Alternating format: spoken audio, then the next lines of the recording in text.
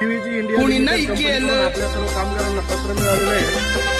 आश्वासित केलेलं आहे त्यांनी दिनांक 3/10/2025 वाडी बंदर येथे रेल्वेमध्ये काम केलेल्या कंत्राटी कामगारांची लिस्ट येते आणि नॅशनल हॉलिडे यांचे पैसे आम्ही एका महिन्याच्या आत अदा करू. त्यातील पहिला टप्पा दिवाळीच्या आत अदा करण्यात येईल.